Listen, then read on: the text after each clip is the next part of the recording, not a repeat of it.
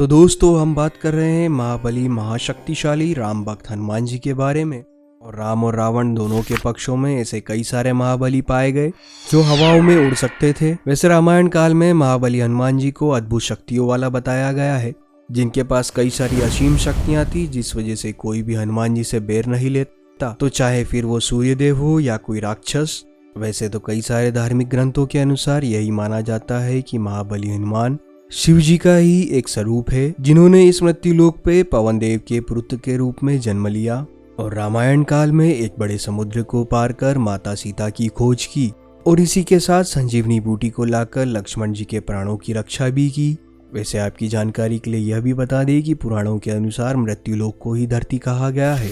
जैसे कि हमें पता चली गया है कि हनुमान जी पवन देव के पुत्र हैं, तो जाहिर सी बात है कि वो उड़ भी सकते होंगे। पर क्या आप लोग जानते हैं कि हनुमान जी कितनी गति के साथ हवा में उड़ा करते थे? अगर नहीं तो वीडियो को बिल्कुल भी स्किप मत कीजिए, क्योंकि इस वीडियो में हम लोग मिलकर के हनुमान जी की गति का अनुमान लगाएंगे।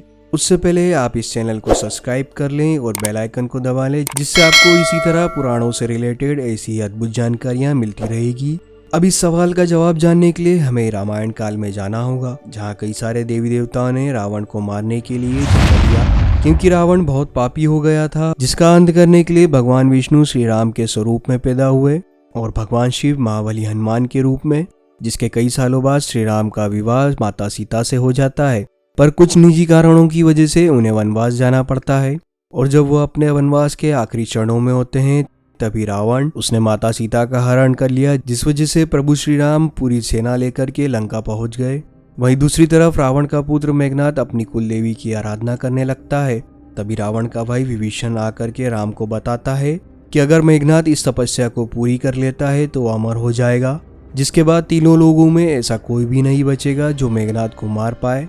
अब युद्ध के नियमों के अनुसार रात के समय कोई भी युद्ध नहीं हो सकता, पर सुबह तक का वक्त नहीं था, इसलिए राम के छोटे भाई लक्ष्मण ने रात में ही मेघनाद को युद्ध के लिए पुकार दिया। पर यह रात्रि का कौन सा समय था जब इनका युद्ध आरंभ हुआ? तो दोस्तों, अगर आपने रामायण पढ़ी हो या कभी टेलीविजन पर देखी हो, तो आपको पता होगा कि जब रात्रि का दूसरा प्रहर शुरू होता है, तभी मेघनाद और लक्ष्मण के युद्ध का आरंभ हुआ था। और अगर हम पुराणों की बात करें तो उसी हिसाब से रात के 4 प्रहर होते हैं।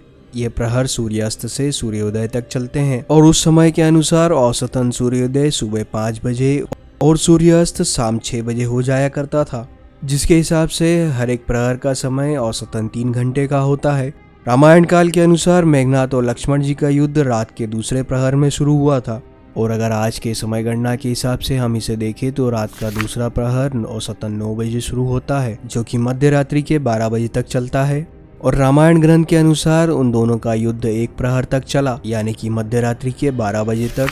पर तीसरे प्रहर की शुरुआत में लक्ष्मण जी को शक्ति लग जाती है, जिस वजह से वो मूर्छित हो जाते हैं, जिसके बाद मेघनाद बहुत कोशिश करता है कि वो लक्ष्मण जी को उठाकर रावण के पास ले जाए, पर वो चाहकर भी ऐसा नहीं कर पाया, क्योंकि रामायण ग्रंथ के अनुसार लक्ष्मण शेषनाग के अवतार है और विभीषण के कहने के अनुसार वहाँ लंका से राजवैद्य को बुलाया जाता है। हनुमान जी पूरी कुटिया के सहित ही उन्हें वहां से लेकर के आ जाते हैं, जिसके बाद लंका के राजवैद्य सुषेण लक्ष्मण का इलाज बताते हैं। वो कहते हैं लक्ष्मण सिर्फ एक जड़ी बूटी जिसे संजीवनी कहा जाता है, जो द्रोणागिरी पर्वत पर पाई जाती है, यह कार्य हनुमान जी को दिया जाता है। अब हम देखते हैं कि लक्ष्मण जी का मूर्छित होना, मेघनाद लक्ष्मण को ले जाने की कोशिश करना, जिसके बाद राम को खबर पहुंचाकर हनुमान जी द्वारा राजवैद्य सुषेण को लेकर के आना और उनकी सलाह लेना, और इतने कामों में औसतन 1.5 घंटे का समय तो लगा ही होगा। और लक्ष्मण जी तीसरे प्रहर के शुरुआत में यानी कि 12 बजे के आसपास मूर्छित हुए, अब जो कि 1.5 घंटे बीत चुके हैं, जिस वजह से हनुमान जी संजीवनी लेने के लिए रात के 1:30 बजे लंका से निकलते हैं।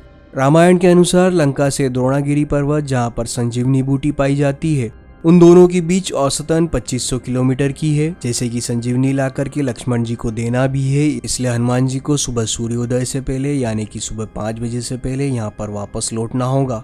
और जो कि अब रात के 1:30 बज चुके हैं, इसलिए हमारे पास 3.5 घंटे ही बचे हैं। पर समय अभी भी तेजी से बीतता जा रहा है, जिस वजह से हनुमान जी संजीवनी लेने के लिए आगे बढ़ जाते हैं।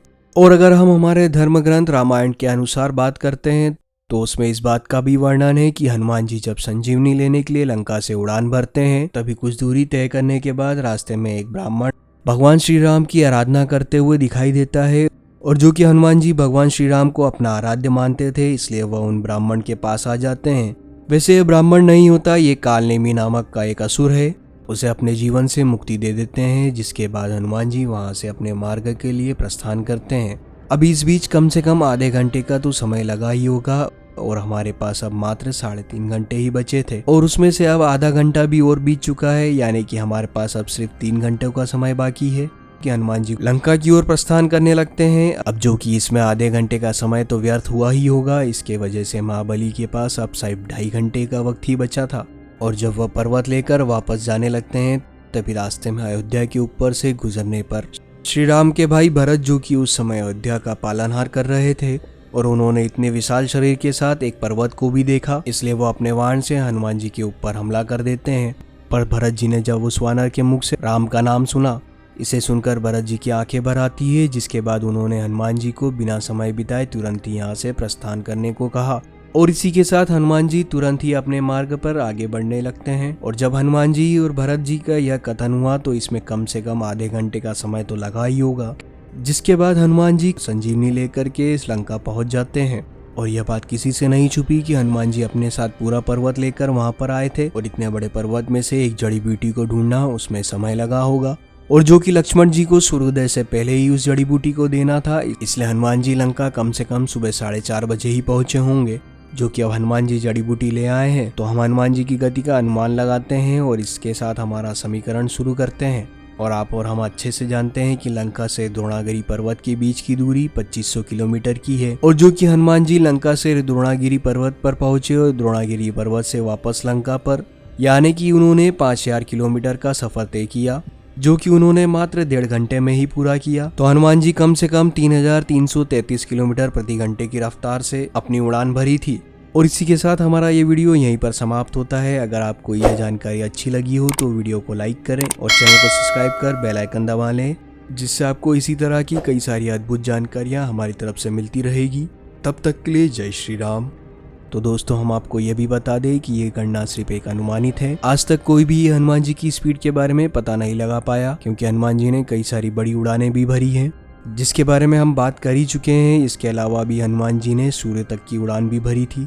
तो आप इसे एक अनुमानित ज्ञान की तरह ले। हम किसी भी तरह का दावा नहीं करते कि हनुमान जी की स्पीड इतनी ही होगी।